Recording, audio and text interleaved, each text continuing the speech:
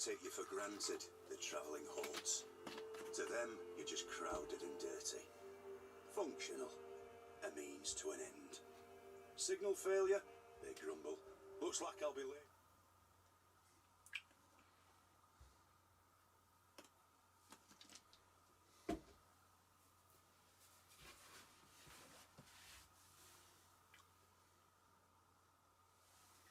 Hi everybody.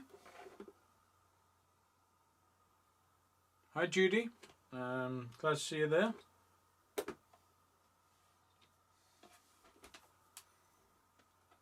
Jim, good evening.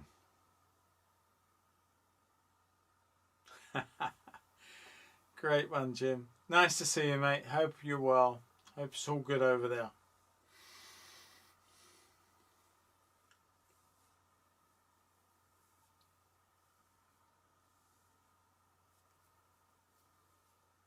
We are 8 and climbing. Although only 2 of you have said hello so far. So if you're sitting in the chat and you're able to say hi, that'd be great. Glennis, good evening to you.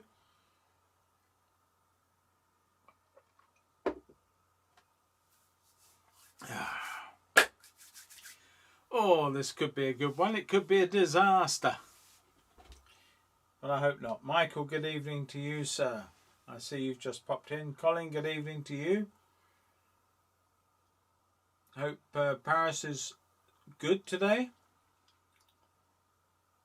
I suppose you haven't done much because is it a bank holiday there?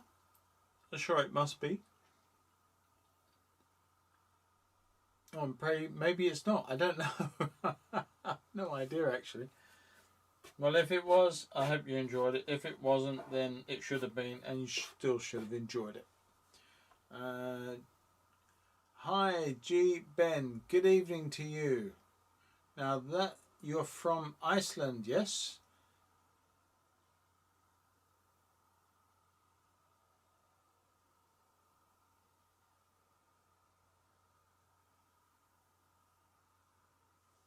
Right.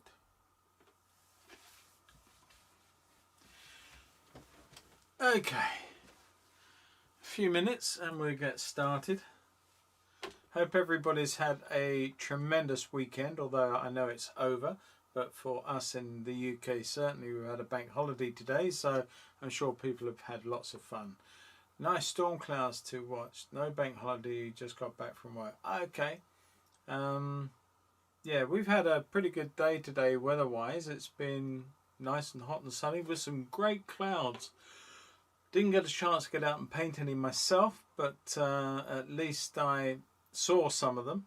Would have been great if you'd have been out plein airing today. You'd have had some great clouds to look at and paint. Ben, good evening to you. And Derek, good evening to you. G. Ben, what's your first name? Because it seems I'm not quite sure whether I should call G or Ben or what. So don't forgive me if that's. I'm not being rude. It rolls off the tongue with a first name, possibly, if you don't mind. Derek, good evening to you, sir.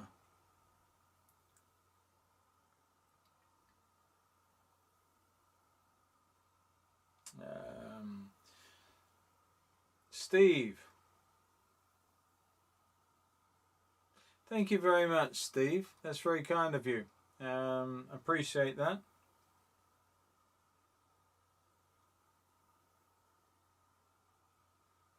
Okay, so, right, we are pretty much ready to go.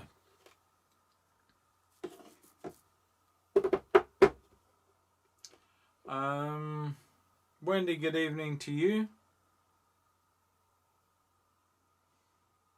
Actually, I'm catching the stream a little quicker on my iPad just before it hits my computer, so it's throwing me. I've got to stop looking at one, certainly, in favour of doing the other. Judy, good evening to you. Right, okay, I'm going to crack on. I'm just going to clean a bit of this palette off. It's got a little bit dirty.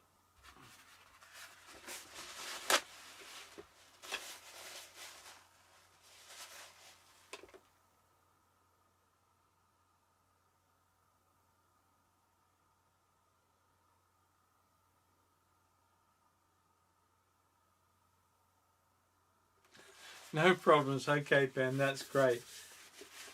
As long as you don't mind me calling you Ben.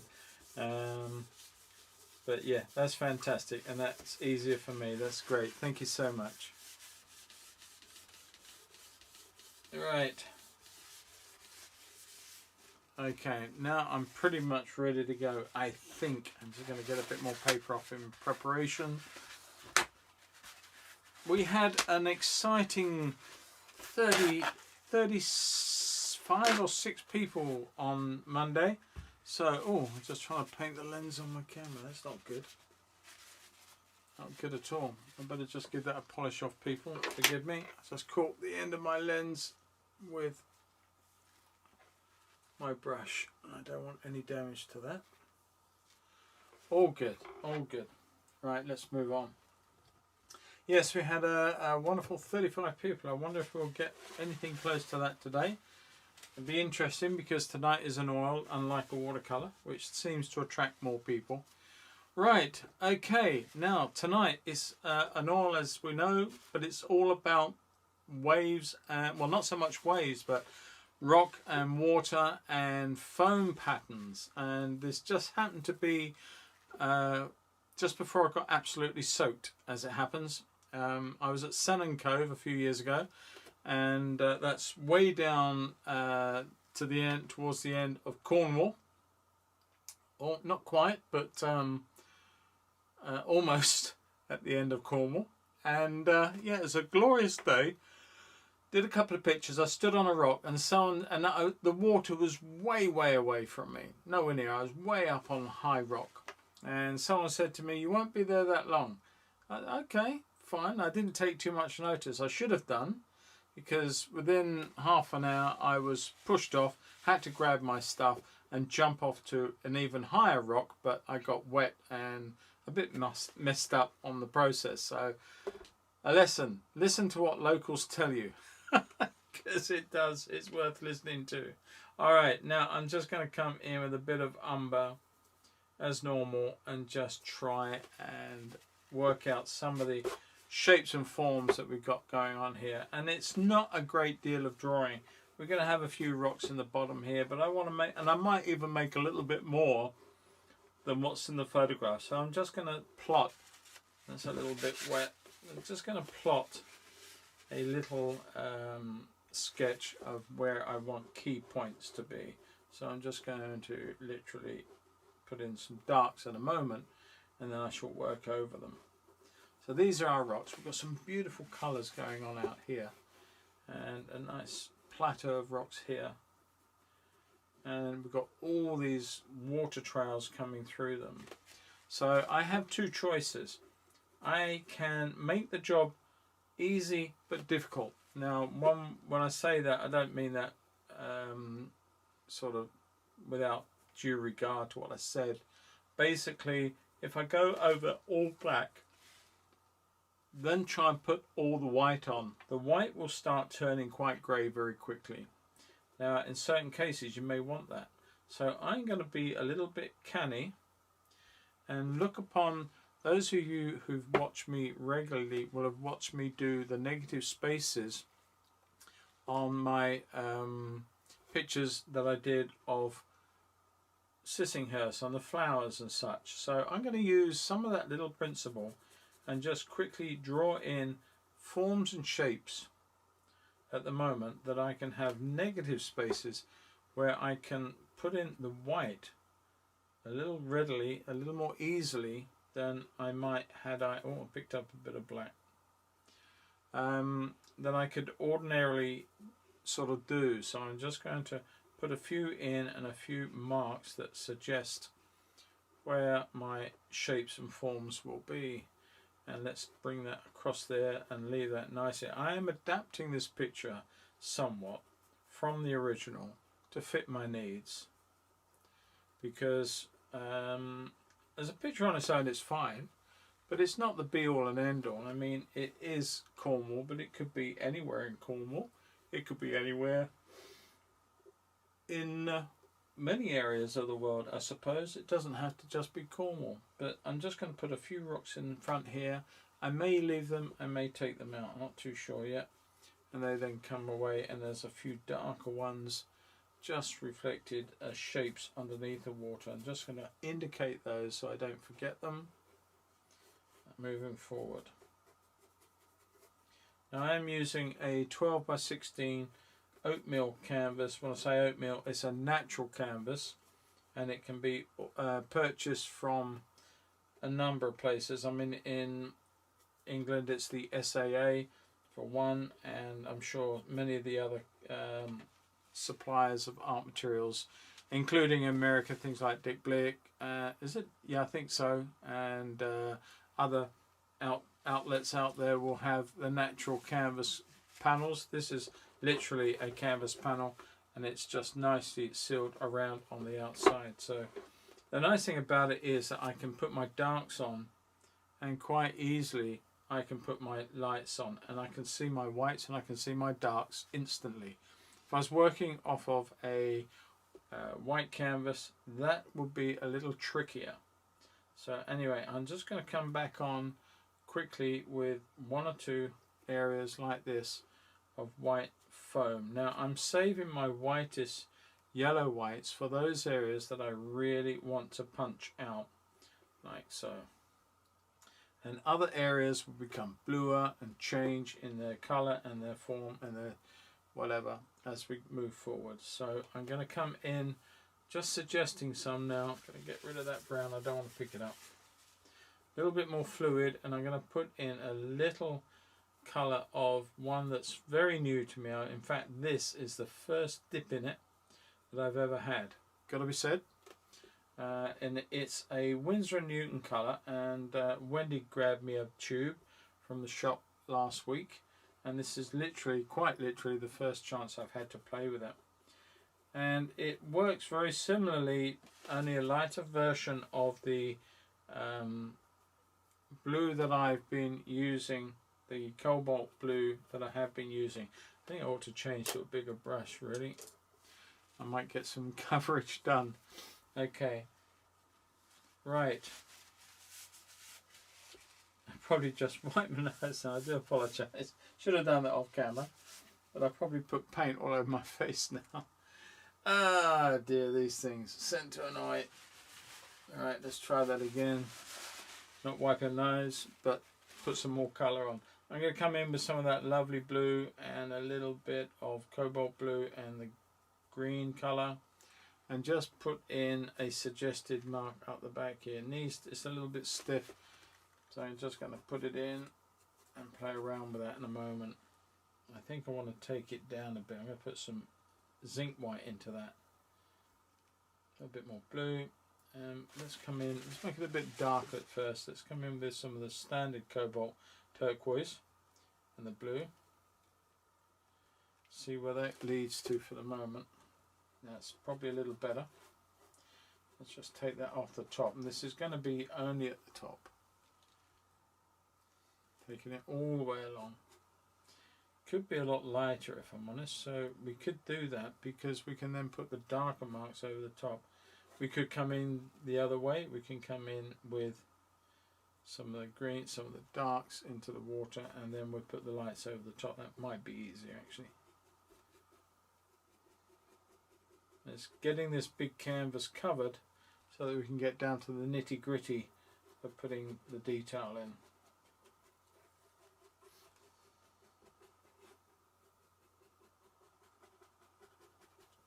And we're running out very, very fast. Put a little bit of ultramarine in as well, that will help. I put some ultramarine out tonight and it's very, very fluidic. I don't quite know what was going on in the tube, but it certainly wasn't the sort of consistency. You can see it sitting on the top of the palette just there. It's very, very I don't know, almost like an oil slick really. It doesn't look normal, but I'm sure it's healthy enough and it'll be fine. I'm going to come in with a bit more turquoise green into some of these colours. A little bit of the light too, because there's some lovely colours going on in here. Beautiful coast, beautiful seas off of Cornwall. And I'm going to put a little bit more yellow into some of those greens, just take them away into that lovely colour. Yeah, the sea is so crystal clear and beautiful. I love it. I mean, there are places that I've been to in the States, such as you know, along the Gulf down in Florida, with seas equally as beautiful, clean, good, great beaches, and yeah, and these are two great beaches, it's got to be said. Now, there's a little bit of a wave rising through there, so I'm going to take that down to there, and then I need to get a darker value working on, and I'm going to come through here with that, and then we're going to go back to the blue values again. So I'm going to come in with a bit of zinc, and it's actually a little bit more violet, so I'm going to come in with a bit of the rose, the carmine colour, which is transparent. It will make a difference, but not a huge difference. Just shift that blue to the violet ever so slightly, and that will give me that sort of slaty colour, I hope, through there. A bit of lump of paint, get rid of that. Now, there are way too few dark areas in this area here to worry about going in dark first, so I'm coming in pretty much light, and or mid-tone really, I've got to say, more of a mid-tone, and then we can shift our colours accordingly. So I'm just trying to get this blocked in so that I can move forward. Maybe it'd been better have done with a smaller canvas tonight, but I decided to go with a bigger one. I'm getting a bit low on these oatmeal canvases. I have a roll of the same canvas, but I haven't got the means to really make the paint the canvas stick to a board solidly. Tried it in the past, and I've had no end of problems with that sort of after a year or so lifting and peeling away. So I need to find a better glue to glue it down, and then I can actually glue some of this straight to MDF and save waiting and trying to buy some from proprietary brands, which aren't always easy to get hands on. I've been waiting for a month or two now for a new amount of these boards to come through to me. I'm down to my last 4 of these size, and I'm down to my last 4 10x8s, and that's it. After that I'm out. So I'm going to perhaps play around with some offcuts and some board and see if I can't glue mine on. Oh, James, good evening. If you're not busy later when the stream finishes, are you up for a chat, sir? If you're busy, not to worry. I know you've been on holiday and you just got back. It's good to see you again. Glad you're involved with it here. Who have I missed? John from Piccadilly. Good evening, mate. Teresa, I've missed too. Good evening to you. Where are we? We're up to 25 already. That's good. We could even break 30 again. Wow, that would be fantastic.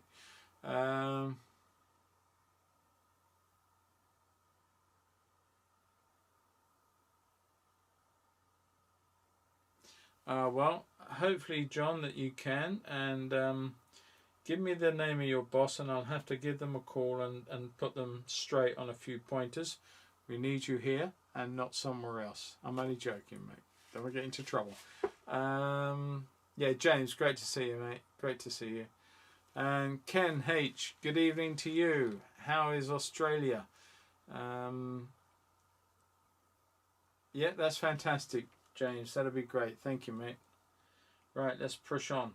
And I'm putting a whole raft of different greens and blues in this because I want it to look almost well, not tropical in many ways, but it really does smack of it. It's a lovely, lovely sea. Now I'm just testing what I need. I need to get some darks going on, and they need to be a little bit on the bluish side, green, darker green side. That's a wave that's starting to form above the other rocks, a little bit further out, maybe just a little higher than I've given it. So we'll just take that up a little bit and through there, almost a straight line like that, and that gives us that wave form, and that wave then gets quite dark bluish, almost a violet. I'm going to put a little bit of magenta to it a little bit of phthalo blue, and that might be enough. No, it's not enough. So let's come back in with some Indian red. Take the skin off that. You can see I haven't actually been busy with the oils in the last few days, so I'm going to come back in. That shifts that dark to not a brilliant blue, which is what I was trying to avoid. So I'm going to take that through there like so, and that will be a wave which is sort of just going to nothing, I think. Okay, so where are we? We are coming down to our rocks, and I'm going to put in a little bit of umber, a little bit of black, and carry on playing around with the shapes of these rocks using this brush that I've got in my hand, which is a dagger brush. And I'm going to play around with some of these to begin with, but we are going to change some of what we see, like so. And a nice dark off here. Picked up a bit of green, not a problem. On there, and that's really all we see. We see a little sort of shade of dark there, which I'm going to just lay in very quickly. Give that a bit more of a shape there, suggesting that the water's curving over and boiling through, as it were. And then we're going to come in and put some dark in here. And this brush is so fantastic because it's got so many sides, facets and shapes that we can utilize when it comes to our painting. You know, we can use it on the flat, we can use it on the point, and we can do all those things. A little bit of right, Venetian red, there you go, into that blue. Just give that a darker value through there. This blue, I don't know quite why it's done what it's doing. I might give the manufacturers a call tomorrow and just find out why that's actually happened. But anyway, not a problem. It's not affecting the painting. It is merely affecting me, because I've never seen the paint quite do that before. I'm sure there's a rational explanation for it, but right now it's beyond me. Anyway, not a problem. I digress. I'm going to put in some darks in here, which we can play around with. I want to put a big old chunk of dark in there, and let that come bubbling down on here, like so. And you can see that it is sort of extending forwards toward me. And it's not the one I was standing on, I can assure you. I'm standing on this one, but I did have to move fast off of this later on, I've got to say. It's one of those. Right. Have I missed anybody? If I've missed you, I'm sorry. We're 24 from 25. Somebody we've lost along the way. I hope they come back. And if you are watching this and you haven't said hello, then please pop along. You don't have to sort of stay saying hello, but just let us know you're there, and so I can at least greet you and welcome you to the painting and the chat and the stream. That'll be fantastic. Appreciate some people are shy and rather not, and some people actually watch this on a TV. They can't actually answer the chat. They can't use the chat because the TV really is a very complex system to tap out any messages. I'm not even sure if they can. So to that end, you are forgiven in advance if you're watching on a TV and you can't chat. But otherwise, yeah, just say hi. This is very icy colour in here, very lovely green, but I want it to be sufficiently green, like so, and darker in places around here, so that when I put the white foam patterns on, they actually do show up. And that's the thing. The idea with this is to have the backgrounds, the darks, to be dark enough so that when you apply the white upon them, that you can actually see your foam patterns. They do start to light up, as it were. I didn't really need to bring that in there. And wipe that off for a second. Take some up through this channel here. And just checking where we are with most of it. Taking that down through. There's a lot of darks to come into here as well. Now, if you really want to see somebody paint foam patterns very, very well, there are a couple of people out there that are doing it today. One of them is a guy called Andrew Tischler he's Australian but lives, I think, in New Zealand, or he's New Zealand, lives in Australia. I'm not too sure, but he's a young guy, fairly young guy. Certainly he's young compared to me, but he is doing some awesome work, both on YouTube and teaching and all sorts.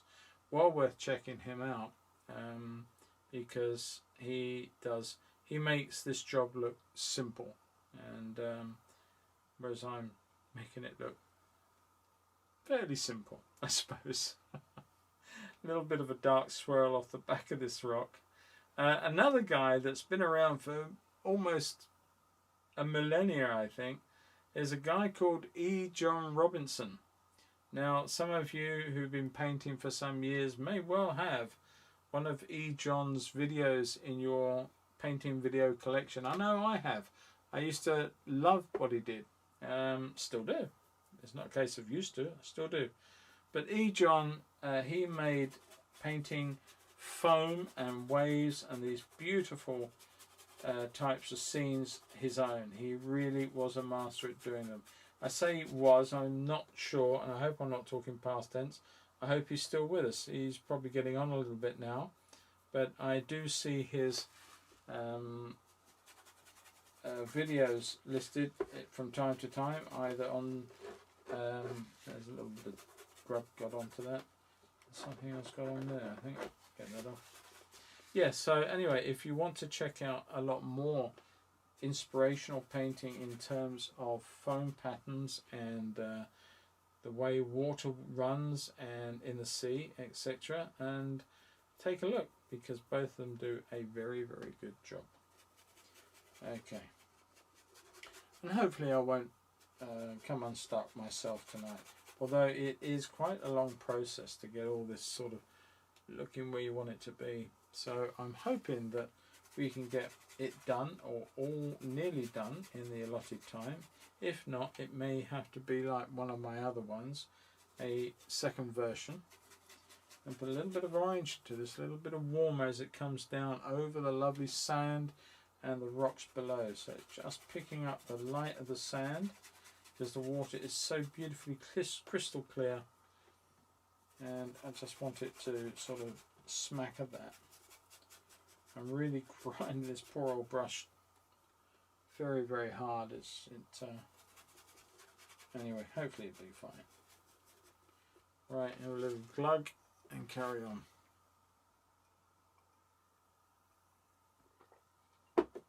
Alright.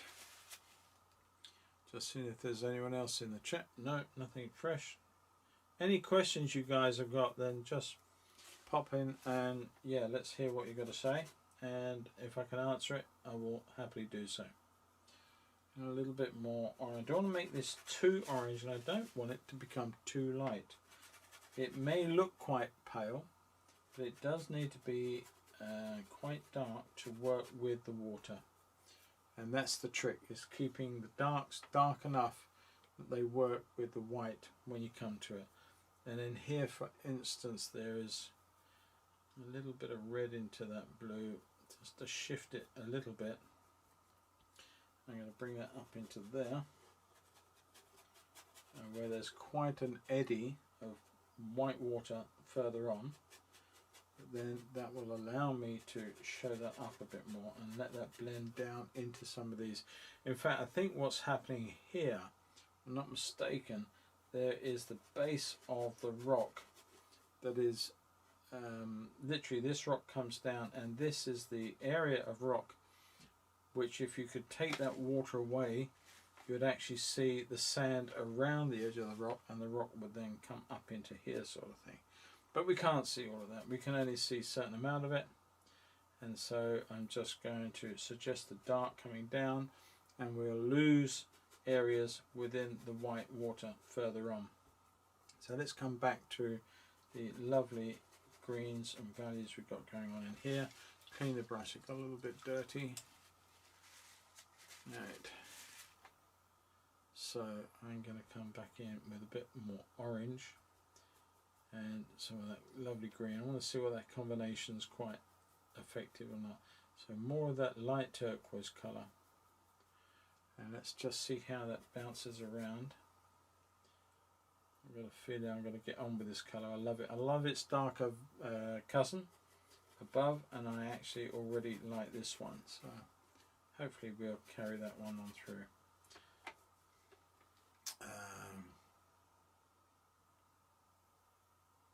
Yeah, that's why we're getting the orange values coming on through this early paint pen. Lovely warm values coming on in here. A little bit deeper here as we go off, but it sort of changes to these lovely oranges and the greens. And it's quite cool. There's a little bit more blue coming in, so I'm going to cool some of those down as I go through here. And take that a little darker up through there, and I'm going to put in a little bit of the other green, the one we used before, a little tap of orange to that too. Just take that away and get that a little heavier going up through there. There's a mass of white water up there, and I don't want to intrude on that for the moment. I also feel that I want to get a bit darker in one or two places here, just to break up the monotony of one colour. We're going to put some darker lights, darks and lights in to some of this back up here in a little while. I just really need to get the bulk of this covered in so that we can move forward. One or two areas on the sand catching a little bit of darkness. Just a little rock or two that are laying on the sand bottom, like so. And we'll come back in with some more greens to finish off. Now down here we've got quite a darkish element, so I'm going to come in with some umber, a little bit of blue in the form of ultramarine blue, and I'm just going to block in some of these rocks. I think I've got them too high, so I'm actually going to bring them down a shade to where I have first drawn them, and these are pretty much under the water, and they get a little brown, a little more orange coming into some of that on this side, so it's probably a little bit too much, but we can temper that. We can put blues in, we can put anything we like in there. Blue being the complementary to the orange, so they will work with each other or against each other accordingly, depending on whether I sit them side by side or plaster one into the other. They will have an effect in that fashion. I'm going to put that dark in too. I'm going to come in first off with some orange. There's some lovely orange in that rock under the water, and I'm just going to sort of literally just soften it off. And then there's some blue darks, some blacks and blues coming into that I don't want too strong, but I do want them there. That was probably a little too aggressive, if I'm honest. I'll come back in and temper that down a bit and just play around with that just a little bit. There's my finger, works wonders. Okay. Now I'm going to come back in over the back end of that and add a tad more orange to that. Turns it quite green, I'm not too worried. It's just going to take that away. Oh, I realised that was bad.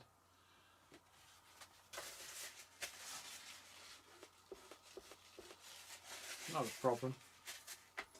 Just play around with that and lose that.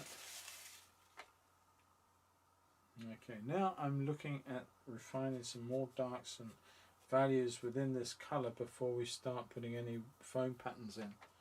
So I'm going to come through as quite a dark in there, and this I'm now using the dagger on its broad edge and I'm flicking it like this, and then very, very light passes, nothing too heavy. And I want this to be a really soft thing that's happening. Lots of darks going on in here. I don't want to lose the beauty of the purity of the colours just by making a dirty grunge, so you've got to be a little bit careful of how much you put in. So where are we with the cobalt? There we go. Just going to put a bit more light blue into there, take that up, and it loses itself in here, but there's just going to be a few punches of some darker icy greens in one or two places. So I'm just tapping around, and these will either be painted over or they will find a real permanent use because I put them in there and they really sort of just work nicely with the white water. But I wanted them to be a little more icy green than I had them, so I'm just going to play around with a few of those and a few back up in here. You can see how different the colours have changed from where I was down here and back up into here. There's lots of variance going on. I'm just trying to take some of these into the rocks, around the back of the rock, over.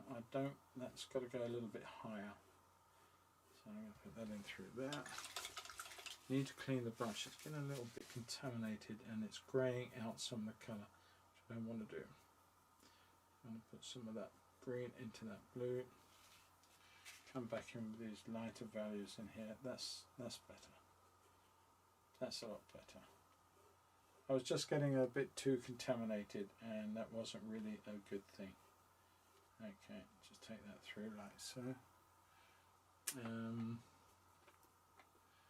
Changing some of these colours, put a little bit of darks and lights and darks, sort of just muck it about a little bit. We're going to come in with some lights too. We're going to make some of these quite pale, so we're going to use the dagger hopefully to good effect as well. Come in and put some more green to that, tap of Juan Brilliant and a bit more white. Keith, good evening to you, sir. Kevin, good evening to you. I'm doing oils tonight, but if you are of one discipline or the other, then we have oils on a Monday or another medium, but every Friday is always a watercolor. So you can join and enjoy both if you like painting in both. Always worth watching anyway, I hope, and you can gain some stuff, because some of the things that I say are, they're generic across the whole raft. I mean, it's only the pigment that changes the type of paint, and there are things that are pertinent to one medium and to all mediums, and so it's, you can get something and gain something from it. And just putting a little bit of light here and just playing around with some of these lights and darks in the water back up here, just changing some, and I can go in with some dark should I need to, and lightening some of this too. It's not all one value, just trying to break up the simplicity of the two bars of colour just by making them a little bit more wave-like, catching.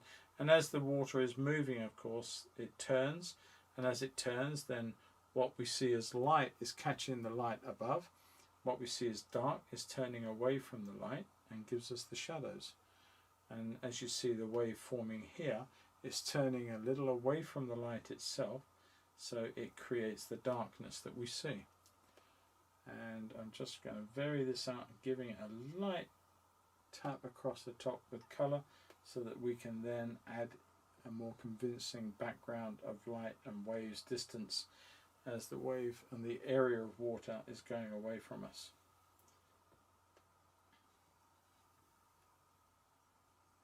It's quite an involved painting. There are no buildings, there are no boats, people, anything of the like, but it is still nonetheless a very involved painting, and it's not one that's easily finished in a 2-hour session. So it may be that I get so far with this and stop, or by common agreement with everybody watching, we return to the subject next week and just finish off the painting. I don't know. I have no idea how this will form. Some paintings you start can really work very, very fast for you and just come together, and they're just there in an instant, and that's great. Sometimes they just take more effort. I'm going to put a bit of blue to that now, change the value from the green to the blue, put a lot of light into that and just bring some of that up through the back here, changing what we see. Trying to keep it soft as I can. Gentle brush strokes as much as possible.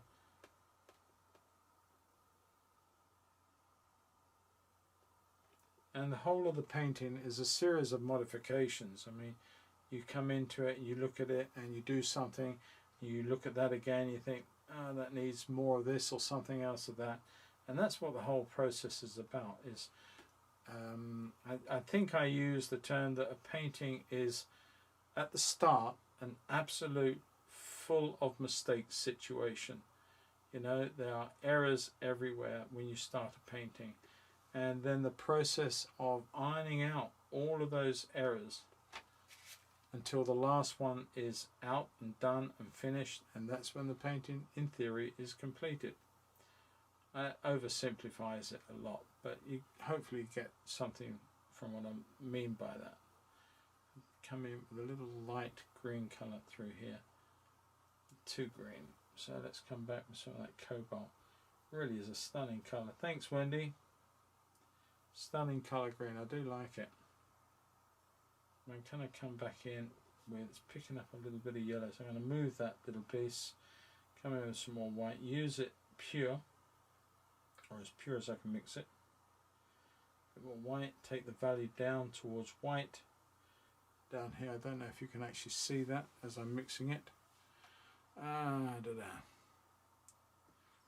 Okay, so I'm just going to come in here and just add some stronger green whites through there, like so.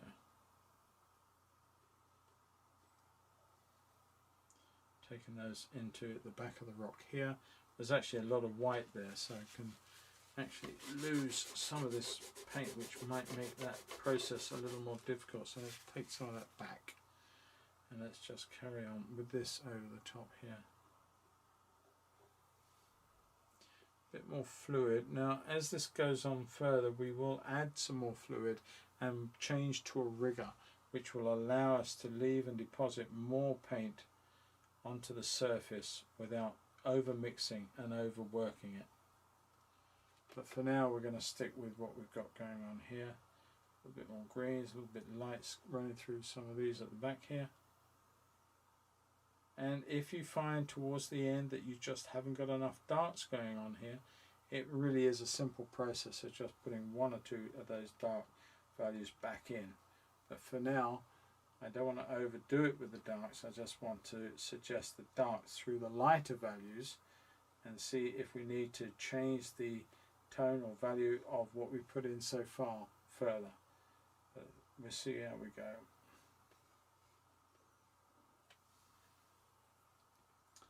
And bring that down here. Nice aqua colours.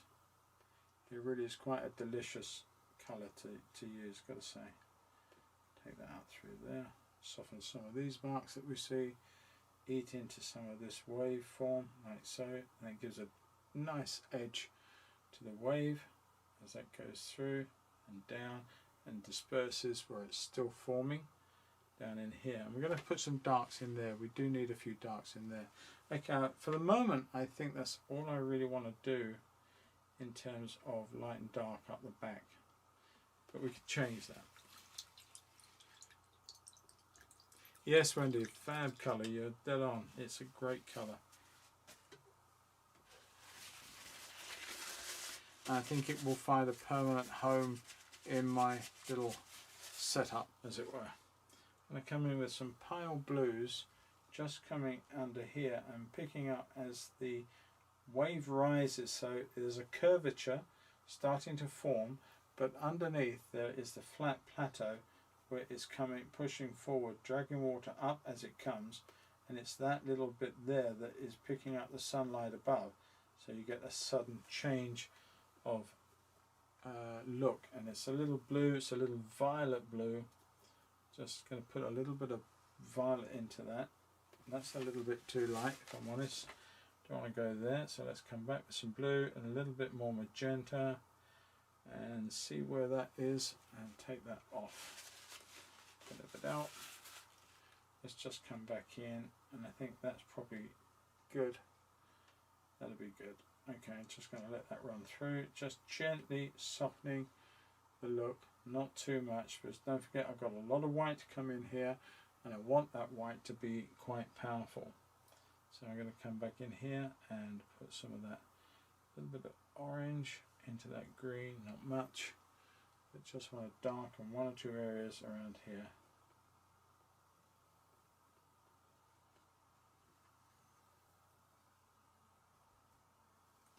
Don't want to make it all dirty again. I got a little bit close to doing that last time out, so I want to preserve some and save some of that. But I want it dark enough, and I want that colour to be, it's trying to get that right value. Come back in with some of that lighter colour, just as it skims over there, up into here, sort of just picking up a little bit of light under that wave. Now I'm sitting right on top of the painting. Ordinarily, if you're working on an easel, or you're working in a situation where you can just get up periodically and step away from your painting, that really is a great plan. I can't do that here, so you're sort of seeing this painting, warts and all, depending on how I'm making it work. I'm going to put in a little bit of lovely ultramarine blue and white into there, just change that blue or that light from there to there as it's going across and disappears or goes into some of these other colours here. I think they got a little bit green, so I'm just replacing one or two with that lovely cobalt blue mix.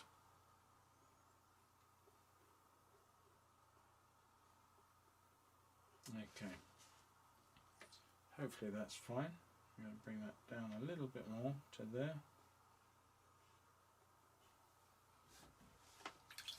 Right, now then, let's check our foreground once more. Let's come in with some green, some oranges into that green, maybe a little bit of Juan Brilliant, which is an opaque yellowish, a bit like Naples yellow, just a little bit stronger in pigmentation, and let's just, that needs to be even yellower. So I'm going to come in, mix some orange to there, more white into that too.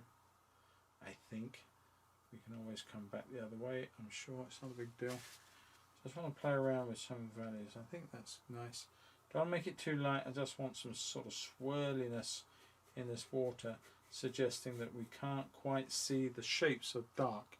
They're there, but you can't quite see them, so it's almost like the water is swirling around underneath, picking up a little bit of light here and there, but you get the idea, I hope.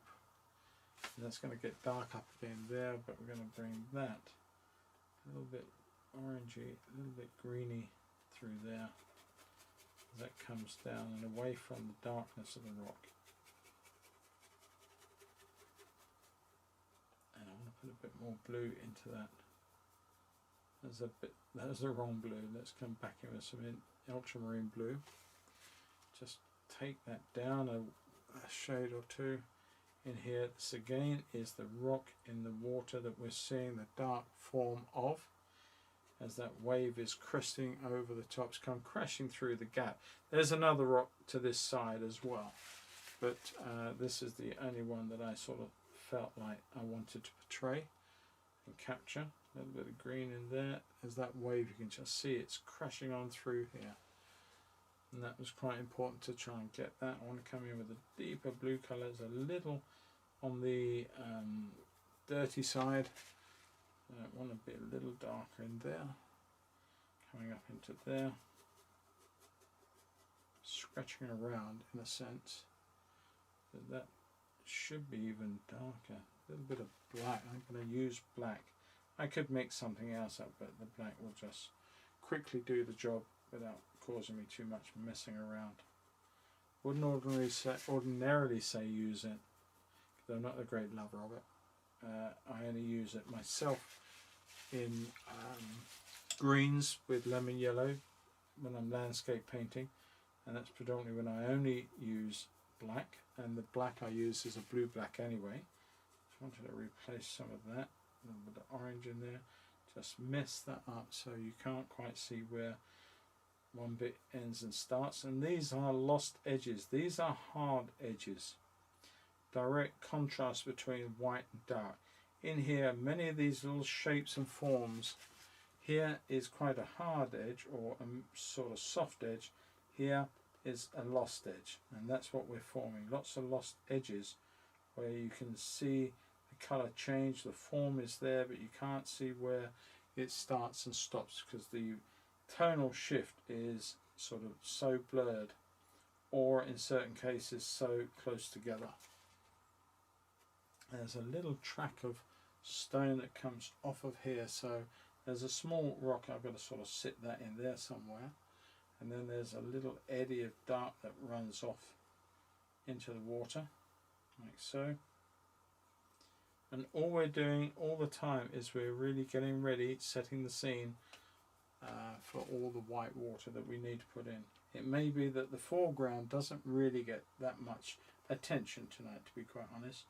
It's rocks, and they will need a little bit of work on themselves to come together, but we have to concentrate on so much more going on over here. I'm just going to put a bit more dark in there, maybe a little bit more there. So I'm trying to sort of suggest areas where you can see under the water, lots of lovely little shifts, eddies, bits in the sand, stones. There's so much stone here. Beautiful worn down boulders over millennia. I'm not quite sure what the natural stone through there is. But that said, it doesn't really make a lot of odds. It's just wonderful to see it all. It's a great coastline, got to be said. I'm going to bring that through there like that. And even if I don't get this area finished off today, depending on the sort of general consensus, that we can either finish it, as I said earlier, or I can finish it off in my own time. So putting a little bit of blue in one or two places just to suggest that the sun is catching some of these stones. And again, we can play around with the blues and oranges, the yin, the yang of complementaries working for us again. So we can bring the orange over the blue violets, and oranges here can have a little bit of attractive blue pushed across them like so, and you get to see how these beautiful complementaries start to work for us. A little bit of green, maybe a little bit of water down through there, and just messing it up a little bit of orange, more white into that orange, just to cool that down. Trying to suggest little swirls and little eddies in the water before, as I say, before we come in with the whites that we need to put in.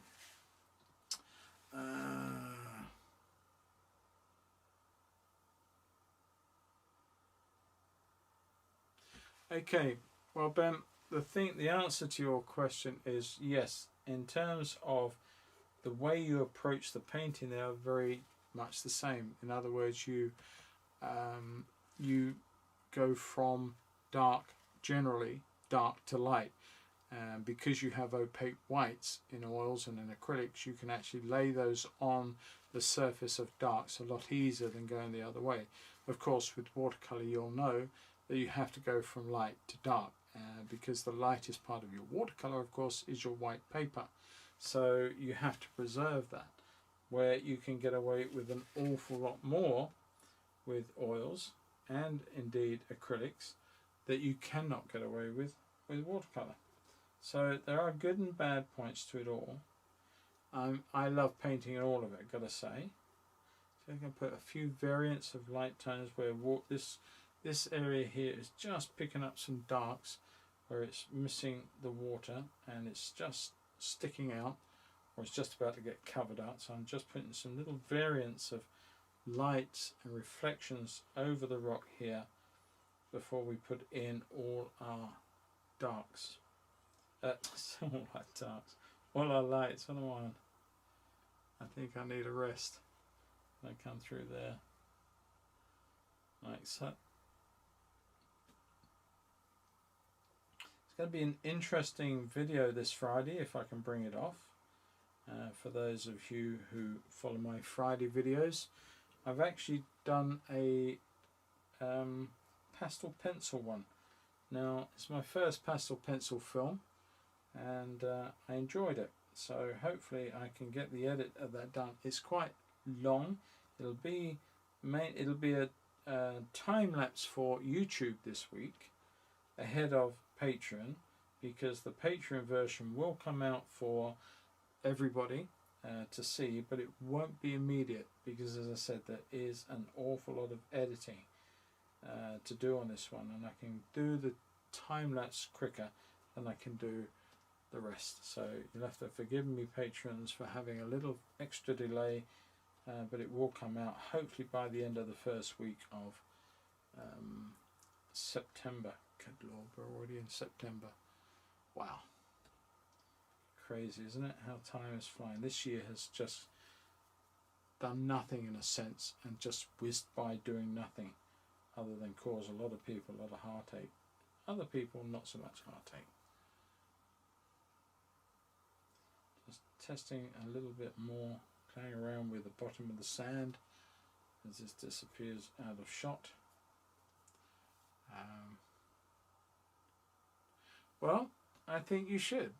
I really do, Ben. I think that if you paint, all my students, all my physical students down the gallery each week, I try and encourage them as much as I can to try all mediums, because in doing so, it's not a case of becoming a jack of all trades. It's a case of understanding how each and every one works, and eventually you gain so much greater knowledge by doing it. So yeah, I think you should go out and get yourself maybe some oils and have a go. Right, I'm just coming in with a few blues. Now these are darker ultramarine colours. They're a bit contaminated with oranges and stuff, but generally they give me a dark, and that blue is working nicely against the oranges already in the structure. So hopefully that can be put in, and it can actually later at some point be developed. Little hard edge here and there, suggesting that there is a little bit of rock above the water. That is going a little bit, I want to take some of that blue out of that, so I want to take that down a tad and put a little bit of grungy red into there and just shift the base of the colour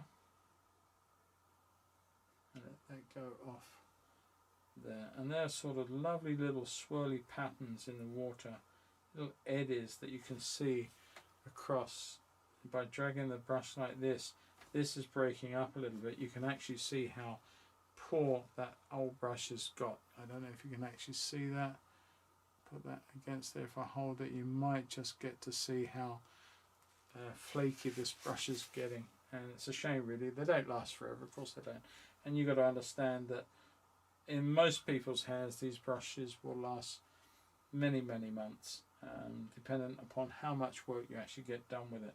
But for me, these brushes last a matter of weeks, if that, depending on how busy I am and how much painting I've got on board to do, that the brush will start to degrade very, very quickly in my hands. I don't wish it, but it's the way it is, and I accept that. And a little bit of warmth in there, a little bit of orange, like so. 1 or 2 places. Again, across the sand, little changes in the base of the colours you're seeing. Just mixing it up, but I'm thinking all the time the way that the water is moving around, little eddies, little shadows, little lights across the top of the water, and lots of darks that are going to be happening. So I am mixing it up.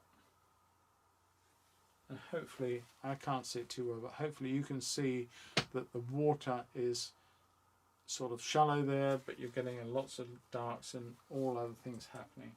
I put a little bit of work in over here, doing very much the same sort of thing, like so. And some of my whites will come in and around some of these values and come in a bit more green, a bit cooler. no, it's gone the wrong way. Let's come in with some of that. Come into this. Give it a good mix up. Take that back. That's better. A nice darker value of some of these. There's a slight touch of orange into that, not too much. That's okay though.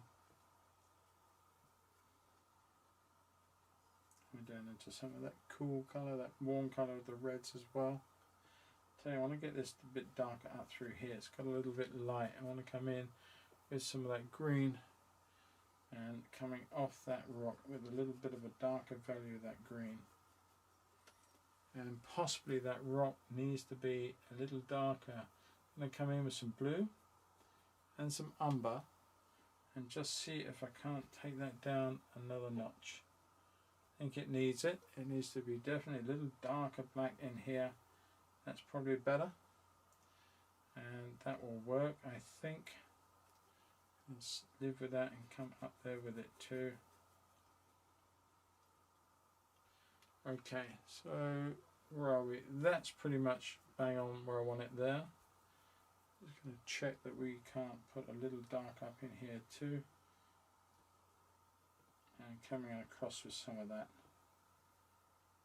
Right, so just breaking it up as it disappears into the lovely colours beyond. Alright, so on a good day, if I was spending hours and hours and hours and hours and days painting this picture, I might well have a situation where I would take so much more time. Just dropped a little bit of zest in, I'll repair that in a minute. Yeah, I would sort of take considerable amounts of time perfecting something like this, but this is a small painting, hopefully. What orange do I use? Good question. I would normally, and I have many years there, use Michael Harding's orange, but I actually don't like it when I come to put it into a sky. I tend to use Winsor & Newton, which is, although it's called cadmium orange, the same as Michael's. Michael's is what I would say a true cadmium orange, but the Winsor one has got a yellow shift to it, and you can see it. I don't know if you can see it. No, it's just hidden by the picture. I'm sorry, mate. But it's a definitely different orange, so that's the one I tend to be using at the moment. I will, when I get time, play around with Michael's one again and see where that takes me. Right, I may have to clean some palette off in a minute. I want to come in with a bit of a pale violety blue, and I'm going to use a little bit of the lovely rosy colour that I've got there. I forget the name of it actually. But I want to put in our shadowy bits of water in next. So they're going to go in there. Maybe a tap of blue into that. They need to be a little bluer than they do violet. That's better. Let's put that lovely strong colour in. And we're going to change some of that too. It's not going to remain that beautiful blue. I'm going to put a little bit of grunge colour into the base of that. So we're going to shift it from the pure blue to a nice shadowy dark in there. And I'm just scratching it over that surface, because to the edge of it we will need to put in a really strong white, and that's going to ping when we do it, I hope. Maybe tap more blue in there. There's a little bit of grungy, orangey, green colour that's going up over here where the water is flushing over the rock, and there's a little bit of dark in the base. I'm going to put that in there. That suggests that.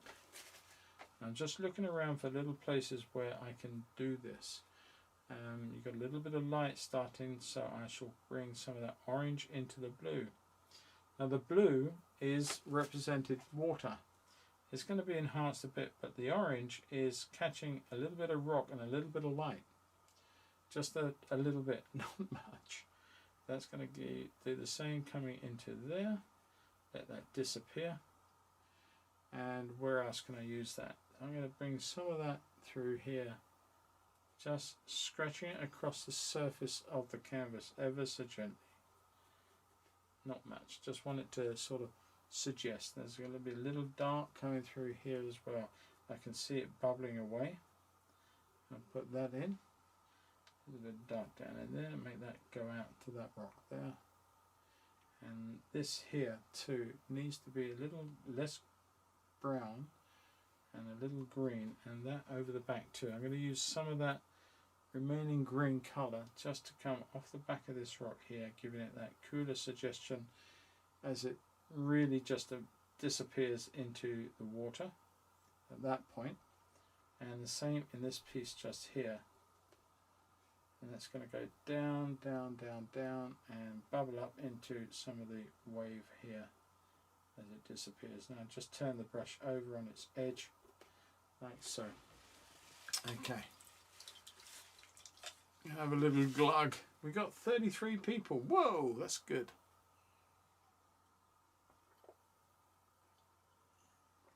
Paul from Bramley, good evening to you. Glad you could join us, mate. Luke, good evening, mate. I'm sorry I didn't mean to miss you. Is your Nan here tonight? Sue, are you here? If you are, say something, because you're out of my sort of listing on the what's it tonight, and I can't see where you are. But good evening to you if you're here. Just going to clean off this palette. I actually have run out of room. I'm used to a nice big palette when I work something like this. Of course, you can't have that when you're working to a time frame such as this. So we will carry on. I'm going to put a little bit of zest into that. Just wipe that clean, because I want to use many of the colours again, but what I don't want is contaminating all my whites. Now for this I have got white already on the palette, but I am going to go a little bit different tonight, and I'm going to actually squeeze some fresh white out. I have a bit of a rag, but that seems to have disappeared. I need to oil my chair, it creaks like heck, sorry about that.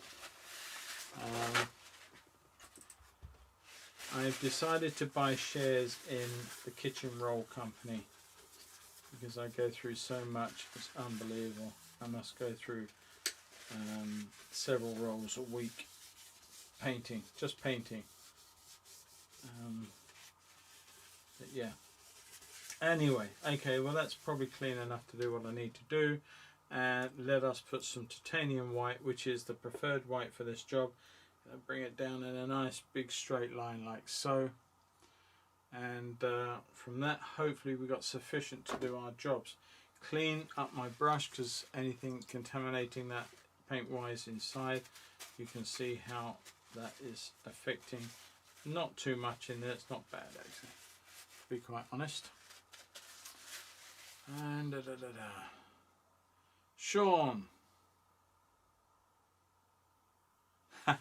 Good. Well, I only visited there one afternoon, and I only went there because Ken Howard, who was in his Mousel studio, told me to go down there and take a look at it, and it was fantastic. So okay, I'm going to tap in a little bit of green off of that edge, and I'm going to tap in, I want a little bit of just the merest tint of Jean Brilliant just to shift it. That's quite nice. And I'm going to come in with a base colour of that. I don't want it too light either. I need to make this work, so I'm just going to come in with a few taps to suggest sort of the bulk of white areas, like so, and then I will build up from there. And I will swap over at some point very soon to a smaller rigger brush. I'm going to come in here, just play around with some of these shapes and some of these forms going off over here. And I don't want to replace all of those that I put in. I need to make a difference. I need to make that some of these sort of show and some of them do not show, if you get my drift. And drift was a very poor choice of words, seeing that all this water is drifting through. And I'm going to come in with a bit of light there.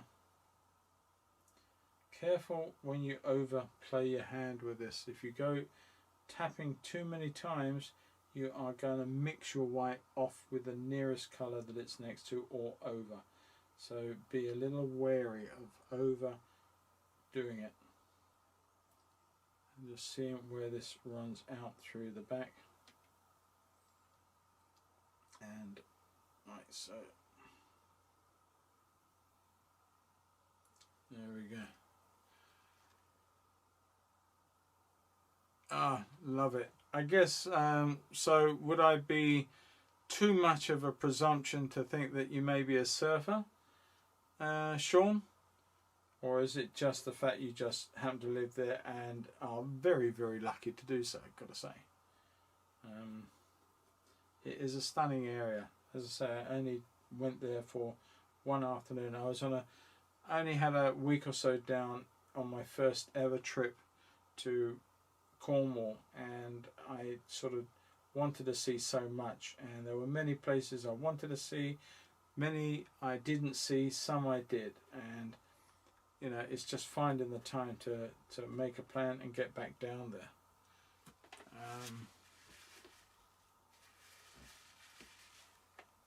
Yes, to say I would be jealous would be, I am. I'm very jealous. It's a lovely place. When I was there, the beaches were absolutely crammed, and the car park there was absolutely full. I didn't, but I almost had to wait to find somewhere to stick my car. There was just so many people, and I think apart from the obvious few families that were there, they were predominantly surfers. Hundreds of surfers there, loving it. And why not? It's a wonderful beach for surfing. Just going to run that through and just run this off here. Now I've lost a little bit of the green pigment and a little bit of yellow, not much. Just want to bring that back into here, because the white is white, but it's not, it's actually green, just a little green just coming in here. We want to save our pure yellow whites for the final parade of white. It's going to look great, hopefully, if I've done my job properly. So I'm just skirting this over and above everything else, scratching it on. Okay, Sean, not a problem. Surfing's not for everybody. Certainly not for me. I think you need to be slick, fit, and of a certain physique, and I would go against everything to do that. Right, I'm just going to put that in there and just running a few lights into one or two places just to suggest that water's crashing down, and it is merely the start of this process, because there's a lot of it. You've seen how long it's taken to get some of this in, and we are an hour and 13 into the mix and to the painting. So I think that this is going to be possibly a two-parter, or possibly we stop it if people are fed up with watching it at the end and I just finish it in my own time later on. But we'll take a poll on that towards the end. So if we are getting to the 2-hour mark and you are getting bored, then let me know if you want this to carry on in 2 parts, or if you want something different next time round. It doesn't matter. I've got a lot of paintings in the offing coming up on streams. I have a lovely picture that I want to work on of a Norfolk Wherry coming down the Broads at Hickling, and I have got several other, several other Cornish paintings I want to do, and they are everything from Marizion and St Michael's to Porthleven, the Lizard, and Sennen Cove. So lots of little areas there that I want to explore, both in oil and in watercolour. I'm going to put in a little tap of water. I should be so lucky. A little tap of fluid just to make that paint dance around a little bit more off the back there. Not too much detail going on up the back there. I don't want too much happening, but I want to save the best for around here. This is where all the action's going on. But there's still a lot of white water playing around up the back end here. And off the back of this as well. Nice little light streak coming down through this rock. And little shapes and eddies of white water off of there. Okay.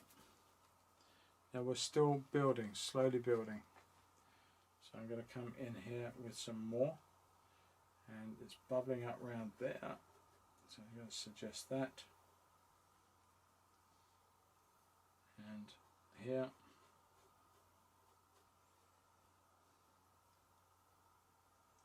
And let's look at this area. There's a great big chunk of white water there, which I need to put in.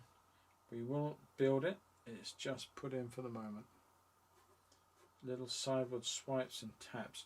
Now doing it this way, you can see here we've got a lovely area, which I've actually slightly drawn out of shot, out of sort of whack really. But there we go. And then we've got a little bit where this water's crashing through here.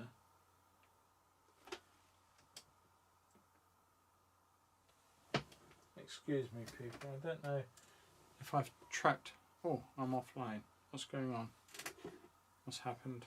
Don't tell me we've done the same thing again.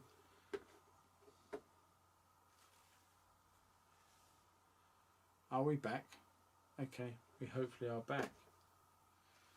So you lost me for a second. I don't know what I did. Andy Night Stream edit. No, I haven't. No. What's going on?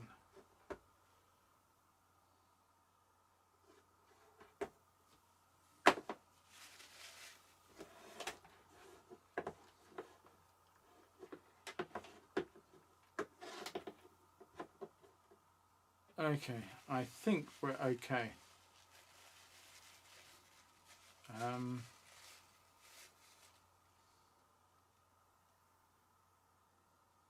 Okay. Well, according to my end, we've got a problem, but please tell me if we're okay, because I'm not quite sure what I'm doing. It doesn't seem to be the same error as last time.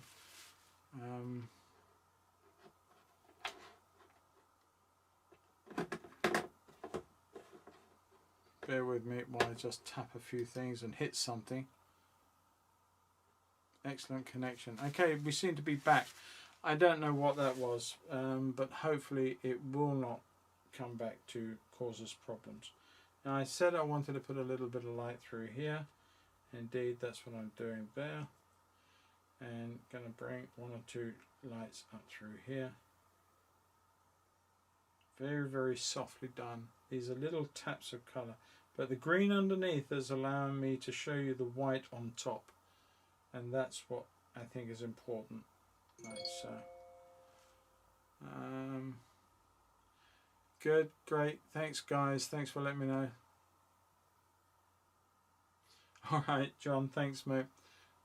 Yeah, it goes dead my end and says something and I think, oh my lord, everything goes black. So I'm not quite sure what's happening. But there we go. If we're still good, we're good, and that's fine. I'm going to bring that a little line through here, and I'm just going to tap it down a little bit like so. This is this wave that is just crashing through as it's gone over the top of the rocks here. That will come all the way through to the back side there. And we're going to let some of that run. I'm going to build that, but it's going to run off and give me some white water further on. Just putting it there to show myself. And we've got a crash through here. I think it's through here. I actually got that a little bit out of whack, I think. I'm going to drag that off there. Drag that material away. I'm going to come back in with some not dirty white. Let's check that off again. Let's just bring that in. I want to bring that down there. That's what I want. So we've got this little area here.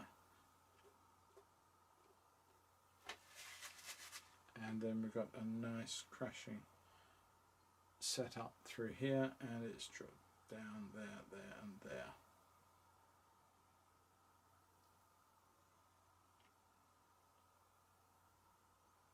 going into the shadows, but it's still water nonetheless, like that. And we're going to have tease around with 1 or 2 pieces up here further on. I'm already using the end of the brush a bit like that of a rigger, so I'm getting that sort of sense with it.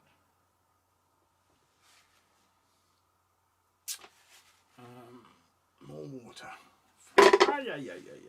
Not quite that much water. I like realism in my paintings, so I introduce some water.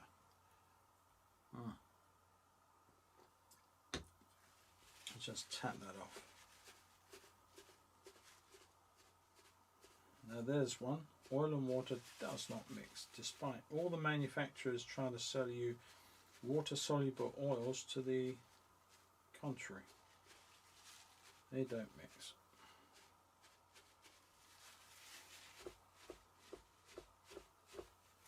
Okay, let's get back to it before I really lose the plot. I'm going to take this off this side quite a lot more than I've got. Maybe a little strength up through here with some of these bits of white, and off the back there. And it's crashing all over the place around the back here, so we're going to make that happen too. Up the side here, and just checking that one, and there's a lot of, this is sort of almost lost, so I'm going to bring that through there like so, and over the top like that. Okay, got quite warm there, but not a problem. We will deal with that as when we feel the need to do so.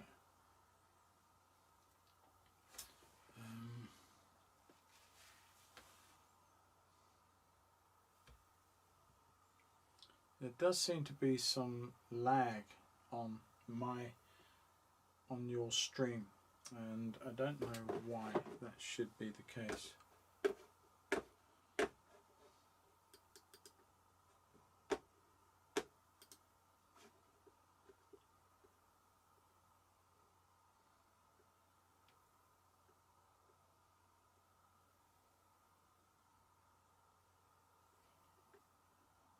Hopefully that's fine. There's no good saying don't worry, John. I keep seeing lagging and all sorts of horrible things. I seem that you guys must be getting a very, very poor reception from me tonight, and I don't know quite why that should be. It's one of these gremlins in the systems, I think, that we have these issues happen. And they don't happen for a long time, and all of a sudden they keep happening. And yeah, so anyway, well, we've lost a few of our people, so hopefully they'll come back, and if there was a problem they will resume watching. I'm going to put a little bit of light into some of this now. This is probably getting very close to the lightest white that I can make, and so I've got to play around with this and take it steady, or else I'm going to run out of light, and it's not going to happen for me, not in the way I want it. I'll put a few marks coming down through here. Drag some of that dark through. That was an accident, but it works very, very well, because it looks like that the water is creating its own shadows and forms within. We can bring that in there. There's that lovely big bumpy white piece there which comes across there. I'm going to tap that straight in like that. Can play around with any of this at some point. Where we go? Where are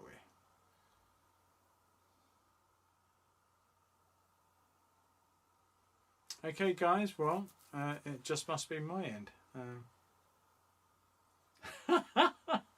All right, John. Yeah, when Wendy speaks, I listen. I have to, as I get a clout. Right, I'm just going to dance around with some of these lovely little forms and shapes in here now, and I'm going to look for my rigger. Finally going to go to it, but my rigger has got a bit of a bend on it. Let's see if I've got another fresh one in here. Yes, I have. Now that's the thing, if you get a brush like this, I think I said about it before, but that one has been leaning against something, as you can see. it should be straight like this one, and it is not. But the way to fix that is to put it into boiling hot water only to about 1/2 inch up the ferrule, not all the way past the ferrule or else the glue will come apart, but just up to there. Let it sit there for a couple of seconds or so, take it out and just smooth it straight and let it dry out, and it should come back to the form that it should have been originally. Okay, now let us put a bit more fluid. Stop painting all the things around me. I just painted my light. Okay, I'm going to come in with some whites now and a tap of that green into that white. Just still not quite on the whitest whites. And I want to play around with some lovely little forms and ripples going off out the back there. So lots of little bits of play.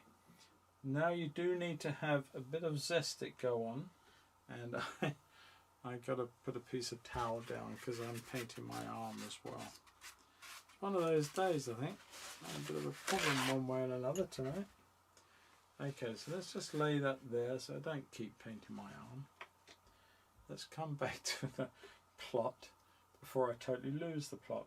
Right, I'm just going to play around with 1 or 2 shapes now. Now I've always found that the little foam patterns don't have, let me show you, they don't have an angle like that. They actually have a rounded shape like so. They don't ever have that tight angle. Not to my experience anyway. I'm just going to tap 1 or 2 areas in and suggest the flow and ebb of the rushing water. Tap a little bit over there, it's splashing. And here and there I'm going to sort of start building up some stronger whites, but for the moment I'm just sort of feeling my way with the amount of white water that is needed. There is 1 or 2 which I do need to get in now, just 1 or 2 little strings of white throughout the back there, which I just want to put a couple in. So a little bit of breeze on the water, a little bit of chop on the water that's glistening, catching a little bit of stuff going over. I want to do that, and we're going to come in and suggest some light on the top of our wave. So I'm going to come through there like so, top of our wave, let that sort of where it's breaking through there and coming down the wave like that. And it's not quite as bright white as you might think. It is merely a foam pattern that we've created, and that's suggesting the lovely shape on as it's coming down the wall of the wave, as it were. And they will shallow out. This one here will be, that one's sort of up on an angle with me, like so. But as they come further down, they plateau out. So the elliptics that you create become more and more shallow, like so.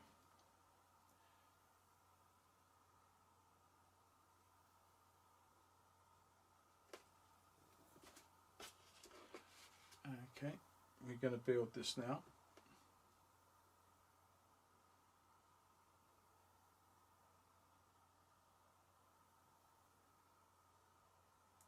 Lots of lovely eddies and shapes and forms.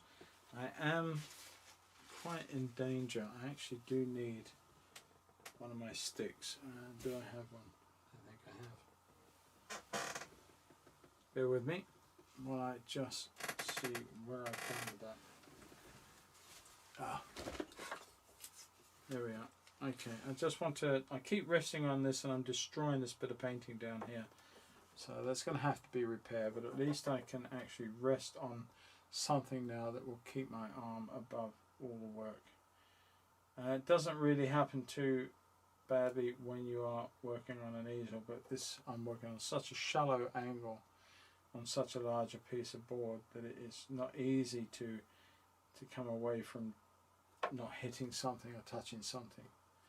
So I'm going to bring that out through the back there like so. Random little taps.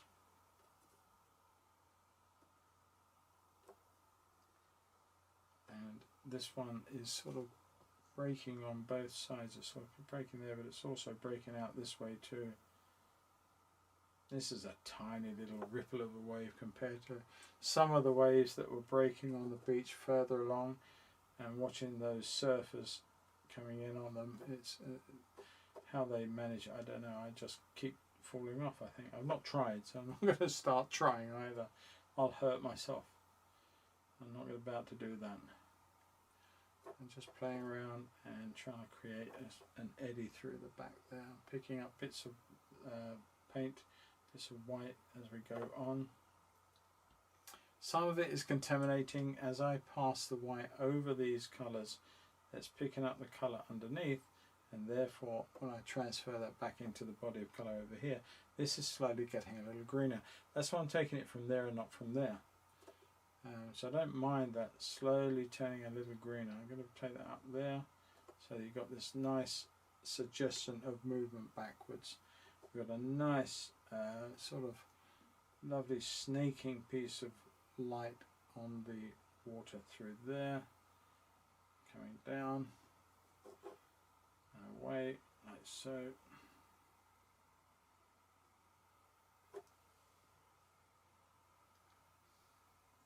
Goes across the top of the wave like so. It works. A little bit there, just crashing down on the top, just starting to.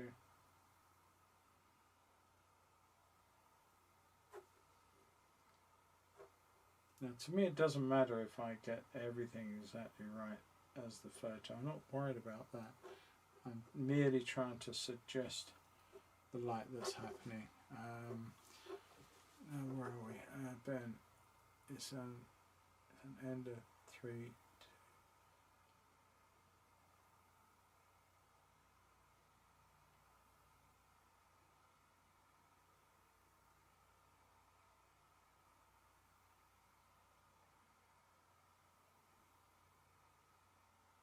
Okay, I know what that conversation's about. Oh, okay. We've got another discussion going on. I wonder what that was. Okay, just going to bring that in like so. Just bring some of these movements, so suggesting the movement. There's water in the movement behind. And we'll move forward now then.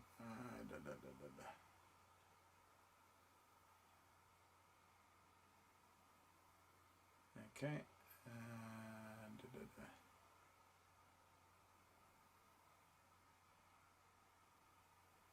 Okay, alright, I've read that, caught up with the chat, that's fine.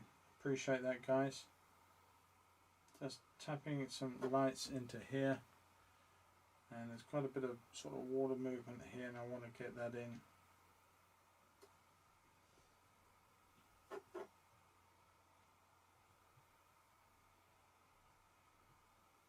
Now this sort of painting is fast in many respects for the amount of size that is, and it would be akin to painting this sort of thing in plein air, that we would be looking at sort of completing it in, well, something like this would be a couple of hours or so. But sadly with things like waves and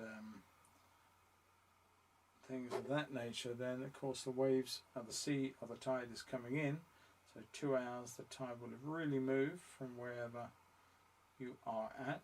I know friends of mine and I, we painted over at Rye Harbour a few weeks ago, and I started where the water was at its lowest, and it came in so fast I can't tell you, and before I had even got 3/4 of the way through the painting, and it only took an hour or so, the tide was almost up round the top where, you know, it wasn't quite high tide, but it's getting very, very close to it.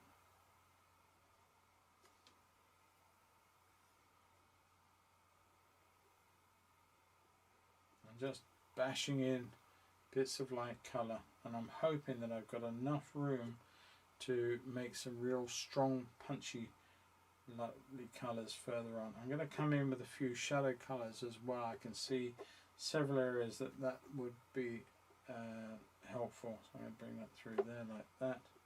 Start bringing in some of these little bits of water that are washing through over the top and down.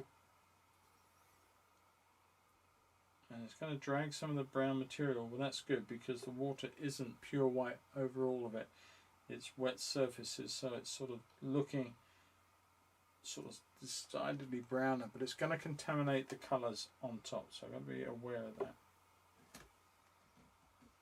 There's a little flush now. Let's look at where that is.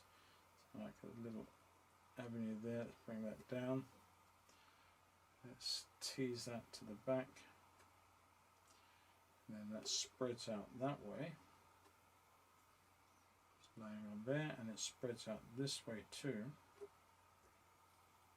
And then there's a larger area here which it's joining. So it's just lots of observation. Really keep looking at the shape. You're not going to get everything spot on. I'm not going to get everything spot on. I'd be a liar if I was to turn around and say that's what I was going to do. But it's going to look fairly close, I hope.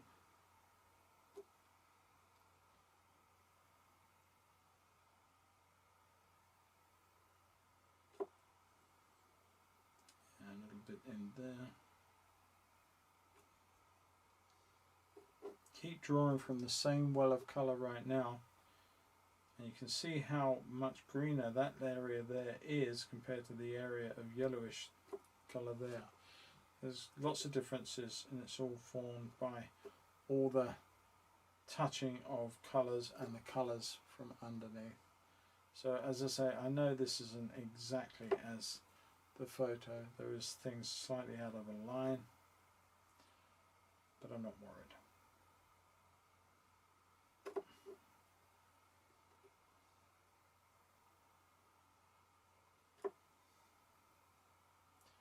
Trouble with me is I pick up a rigger and I won't ever put it down.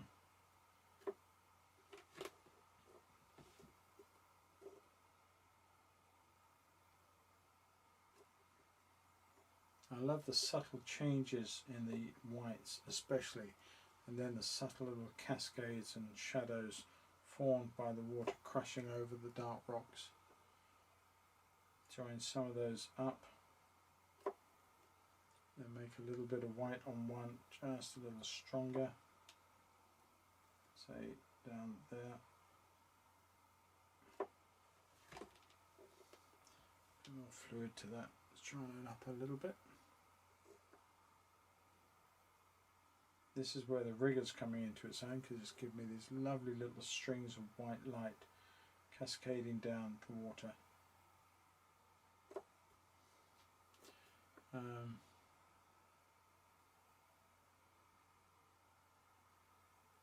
Can you not see the reference picture? Is it altered? Hang on.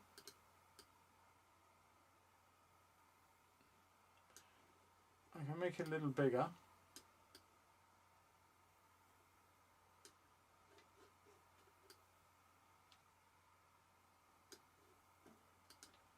How's that? And you've lost a little bit of the mixing side of things and the palette, but it's one of those things, it's a trade-off. I can always put it back in a minute if you've seen enough of the wave, but hopefully you can get enough from that. Take that light through there, like so.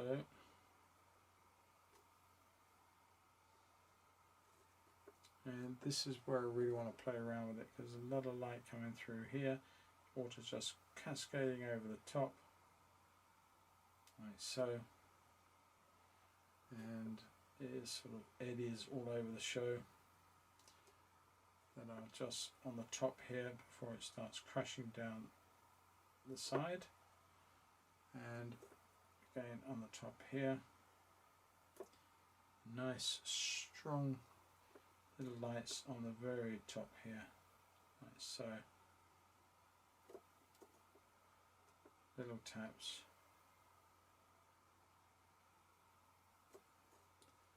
And then just coming on down and turning.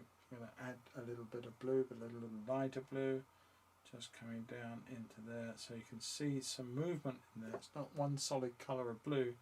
but you get the idea. You get that lovely shadowy effect of the water coming away from the sun at that point. That was the whole idea of that. Putting that lovely little dark accent in. Get a little lighter as it comes closer to there. Like so. I'm going to drag a little bit of that blue out into there.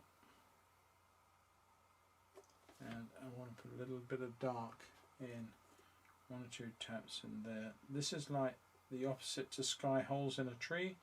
Just putting a little tap in there that are suggestive of bits of rock that I'll show you. But I've got a dirty brush, so I've got to be careful that I don't contaminate my paint now. So I just want to bring some of that in and around some of that. Lose some, gain some. Take that nice light through there. I'll make that stronger as well. A bit more water. Water. A bit more. Oh, it's been a long day. A little bit of lemon yellow I'm going to put into that. Now this is, I was saving this, but I'm going to use some of that now.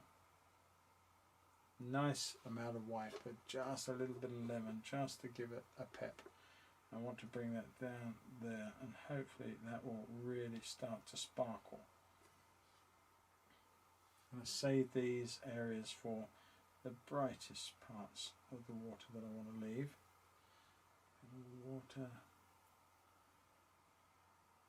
Water on the brain. Right, just bring some of that through there. And into the back there.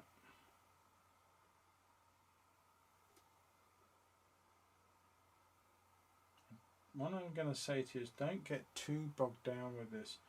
The natural thing is that you want to sort of make every subtle change of that you see exactly as the photograph suggests it, and you really do not need to do that. You just want to create the essence of what you see. I mean, who's to say that that wave didn't happen the way you've painted it? Because it's changing every split minute second, and it will not remain the same 1/100th or 1,000th of a second from 1/100th to the next 100th. So you're merely getting the essence of what you see. I hope, anyway. And I'm going to bring some of that light catching down there, like so.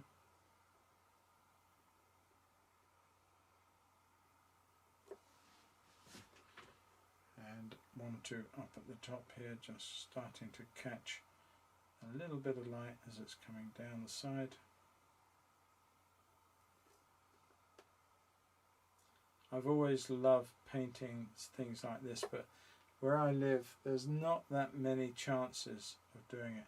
There's a place called the Warren which you can get to get some of this happening near to where I live, but Cornwall is just absolutely the diamond place to go for all this sort of water and wave and forms and flow and awesome stuff. And bring that down, gushing over Cornwall. It's worth gushing over. There you go. Get a little bit more coming down through there, like so. And now I want to tap in some of the splashes. Now I want to bring that over, like so. So this is water that is flipping and moving and diving in and bubbling, like that. So I'm saving my strongest lights for. I'm just going to tap in 1 or 2 splashes, like so.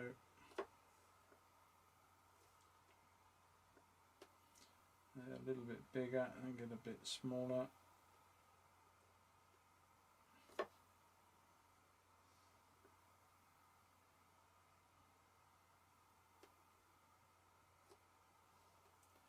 Quite a few of them.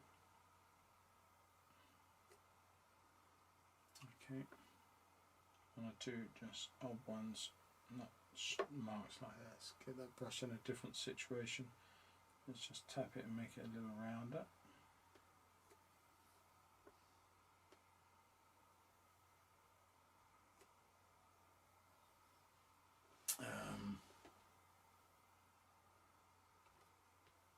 Alright, just one or two taps in here, just breaking up some of this water here, and that's going to sort of bubble. We're going to get a light shade of other things happening, I hope. Just want the suggestion of bubbling, curdling. It is a water to one side, and crushing over down here.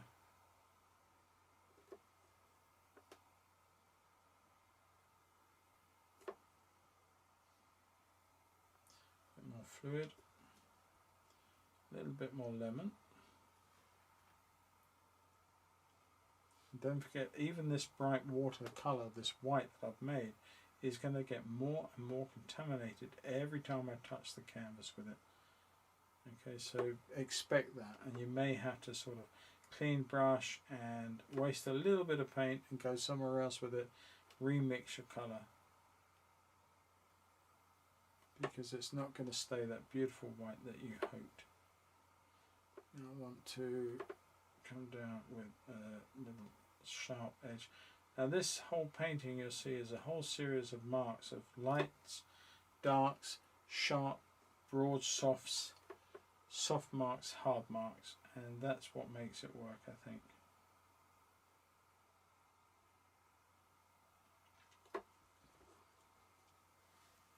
But it's not a 5-minute painting, as I said right at the start. Much as I love it to be, it's not going to be. And I don't like, you know, I'd rather not paint a picture if I can't paint the right picture. Yeah, if I'm not going to sort of just rush it just to get it done. I'd rather turn around and say we'll start it again another day and finish it off, or I'll work on it in my own time.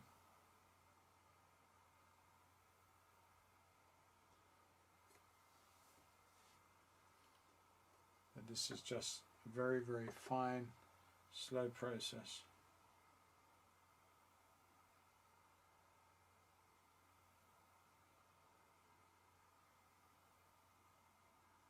Concentrating. If I go quiet, it's because I really am concentrating.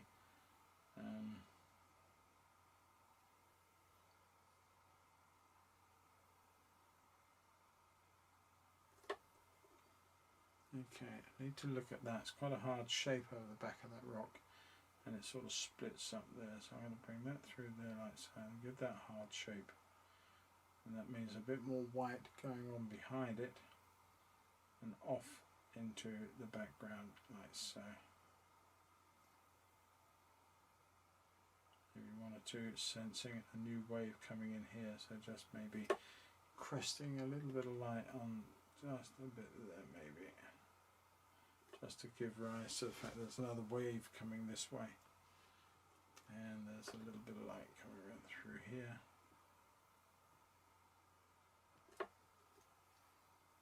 Lots more going on down through here, and I'm just going to play around with that as quickly as I can, because they're very general soft forms with little bits of lovely green in between them. I'm going to bring that light down through here too.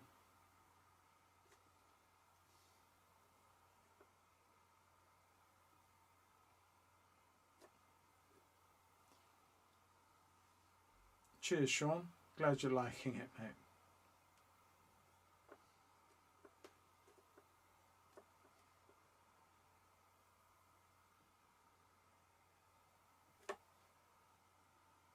Right. A bit of lighter taps of a little bit of yellow in there. Not too much. Don't overpower the white with overtly too much yellow. But I do want to make that really punch. By putting those little yellows in, it does make that white sing so much more. You can see how much whiter that looks, but it's actually a mix of Joan Brilliant or lemon or something similar to that that's created that to happen. Just going to bring that down through there to join in that. More fluid, very stiff on the brush, and yeah, I'm going to mix up some browns into this a minute, but I just want to suggest that there is a little, it is splashy water, as it were. And a little bit of a light coming through there too.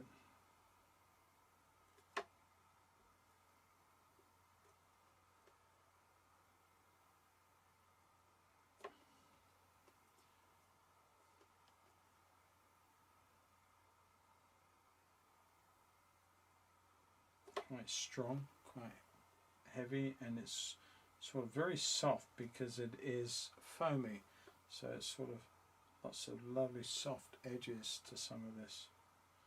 We're coming down into the area now where we've got to start thinking of foam patterns and the nice whites that give way to the subtle greeny whites in the foreground.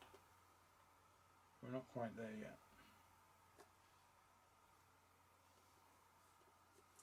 A lot of activity of water over here, which I haven't even started on the moment, so I'm going to come in and suggest one or two of these sort of crashing down through here very quick. Sort of it's going to contaminate, and I'm not worried. I'm going back up the top there where the contaminated paint really is.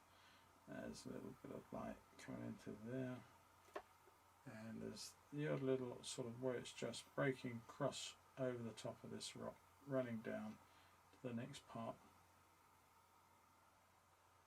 So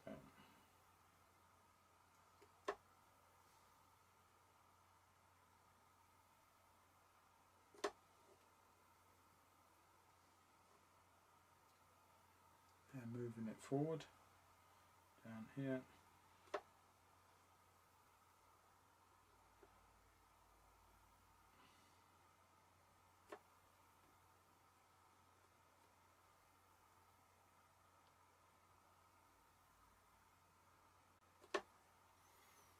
There's a lot of less darks. I'm going to actually come over with a bit of, pick some of this up and let that sort of turn to a green colour, a little bit less paint.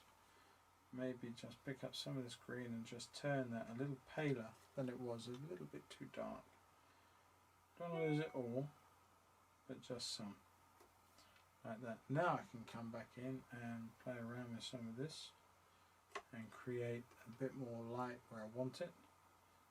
And let that cascade down through there and create new forms, new shapes over the somewhat slightly greyed out white beneath it.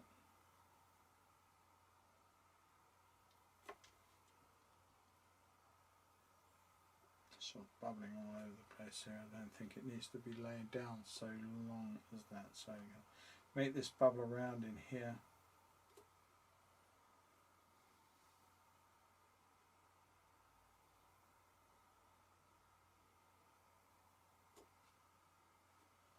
I don't want to get too hooked up into that right now. I'm going to have to come across onto this side at some point, but I don't think we're ready to just yet. So we're almost at 2 hours, people. I need to start talking about this either continuing on to next week, which I really don't mind. It's going to be a lot of repetitive work, gotta say. You have to know that in advance. There's a lot of stuff that you've already seen happen is going to happen again, and a lot more of it maybe if I continue this on. Happy to do that. I just need you to know what it is you're doing or what you're letting yourself into. And if you want that to be, then I can carry this on next week and let this dry up as it is and just go back in and work on it and continue to refine the water and the flow and the eddies and moreover all these foam patterns down through the front here, and just make this hopefully come to fruition. So it's up to you, but let me know in the chat now please, so that I can make that decision, because as I say, it's fast approaching the 2 hour mark and I'm barely halfway through. If I'm honest with you, we've got a long way to go yet, and I am not sort of going to rush it, as I said earlier. So let me know and we will make a plan according to the majority rule. A lot of white through there. I'm going to put a big splash of, just splash that through like so, and let that come crashing onto this part of the wave here.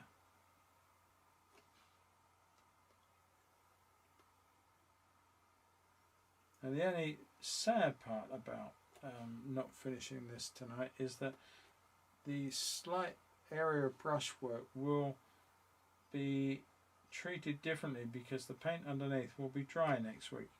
So what I might do is go over some of this next week very quickly, just to wet it up and to create a sense so that some of these colours will mould and blend as intended, as they would have been.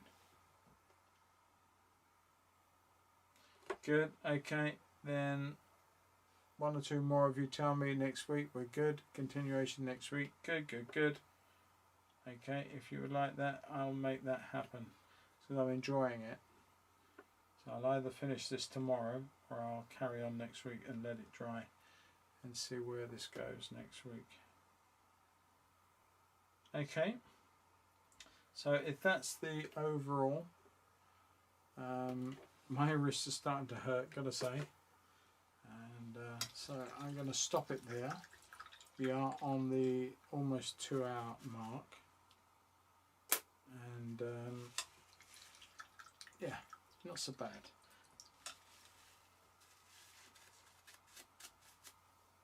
Two brushes to do it. One dagger brush and one normal brush. Little lift it up a little bit. Okay, Keith next week. Everyone seems to be saying continue it next week, so as I said, majority rules, we will carry this on next week. Sorry I couldn't get it further, but it is a particularly complex painting in many regards, and I didn't want to get it wrecked out, so yeah. Okay, well, that's what we'll do. I'm going to have a little glug. My throat is as dry. Oh, I did it again. Keeps picking out the damp underneath the cup, obviously, where I had the ice in it. Yes, it's, I forgot what I was going to say now. It's gone. My throat's gone very dry and sore, so I'm glad we're stopping. If you don't mind, that's good. I'm going to sit back and take a few glugs and look through a few of the comments.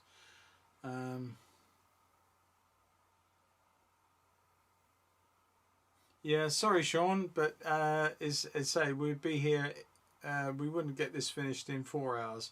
So I think that to that end, I would much rather see it sort of come on next week and play around and see if we can't get it finished. And if I finish in an hour afterwards, not a problem. I'd do a little something just to occupy the time and take it up to 2 hours. It's not a problem with that. Cheers, James. I look forward to our chat in a minute, mate, when we finish this. Want to hear all your news and what's been going on and some exciting things I've been seeing. Oh. Okay, everybody. Well, thank you for putting up with me for another evening and sort of supporting me. I appreciate that very much. That's very kind of you.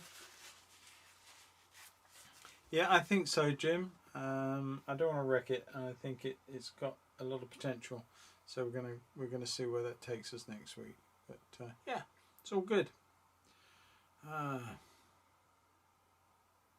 So okay, everybody, we are gonna shut this down now. And I thank each and every one of you for joining me, say again, and your support. It's invaluable and makes all the effort worthwhile.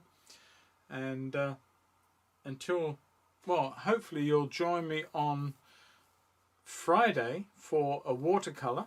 And I don't know what I'm going to be doing. Yes, I do, actually. I'm thinking, not sure yet, but I might do a bee. I'm considering doing a bee on a flowering watercolour. Quite fancy doing that, so I'm going to look at that, look at some reference, do some sketches ahead of time, and just see how that might pan out. If not, I'll think of something else just as appropriate. But don't forget to join me therefore on Friday evening at 7 o'clock for my watercolour live stream. And also on Friday, I hope if I can get the edit done, there'll be the first of a coloured pencil video for those interested in coloured pencils. That will be coming out on Friday. Hope you'll enjoy that. And yeah, so I'll see you Friday. Look on Friday at the channel too. And if you're not a subscriber to me, then please consider subscribing to this channel. It doesn't cost you a penny to do that, but at the same time you are helping me to create a greater audience and reach more people. The more people that like, comment, subscribe to my videos, the more the YouTube algorithms think that people are enjoying what I'm doing, and therefore they help present it to more people, and in turn more people get a chance to see it. So with that in mind, please say like, subscribe, thumbs up and all that stuff on the videos. That would help me immensely.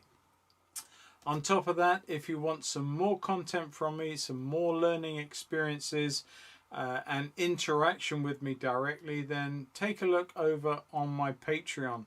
There is, if you go onto patreon.com and search for Paul Apps Artist, you will find me.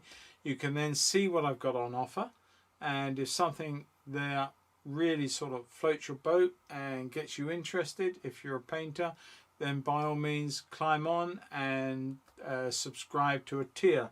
Now those will cost you. They are between I think between $5, $10 and $25, depending on which one you want to get involved with.